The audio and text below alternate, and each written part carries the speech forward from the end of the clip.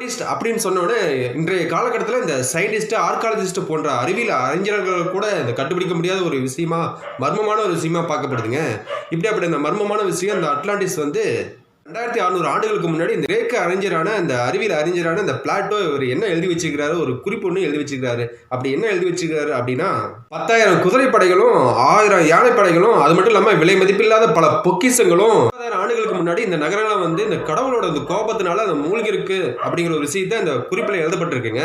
இந்த அறிவியல் விஞ்ஞானிகள் வந்து இந்த கடலுக்குள்ள மூழ்கி இப்படி ஒரு நகரம் அது மூழ்கி இருக்கா அப்படின்னு சொல்லிட்டு பார்க்கறதுக்காக சர்ச் பண்ணி பார்த்துருக்காங்க. அதுக்கப்புறம் அப்படி ஒரு நகரம் இந்த கடலுக்கு அடியில் மூழ்கி இருக்கிறதாக எந்த ஒரு அடையாளமும் ஆதாரமும் இல்லை அப்படிங்கிற ஒரு விஷயத்த வெளியே வந்து சொல்றாங்க. அப்படின்னா இந்த பிளாட்டோ எழுதிய அந்த இலக்கியங்களில் அந்த குறிப்பில் ஏன் அந்த அட்லாண்டிஸ் நகரம் வந்து மூழ்கி இருக்கு அப்படின்னு சொன்னாரு.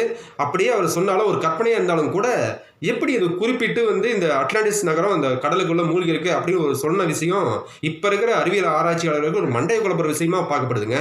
சில பேர் என்ன சொல்றாங்க அப்படின்னா பல நூற்றுக்கணக்கான ஆண்டுகளுக்கு முன்னாடி இந்த புவித்தட்டு நகர்வு நிகழ்வு நடந்தது. அவர் நகரும் போது இந்த அண்டார்டிகா இந்த இந்தோனேசியா போன்ற பகுதிகள் மாதிரியே இந்த மூழ்கி இருந்த இந்த நகரமும் நகர்ந்திருக்க கூடும் அப்படிங்கிற ஒரு விஷயத்தை இந்த அறிவியல் ஆராய்ச்சியாளர்கள் சொல்லப்படுது. ஒரு சில மக்கள் என்ன சொல்றாங்க அப்படின்னா இந்த கற்பனைக்கு எட்டாத அளவுக்கு மிக ஒரு ஆழ்கடல்ல இந்த ஒரு விஷயம் அமைஞ்சிருக்கு, நம்ம மனிதனால் கண்டுபிடிக்க முடியாத இடத்துல அது அமைஞ்சிருக்கு அப்படிங்கிற ஒரு விஷயத்தையும் அங்க இருக்கிற மக்கள் வந்து இன்னமும் நம்பிக்கிட்டு தாங்க இருக்கிறாங்க.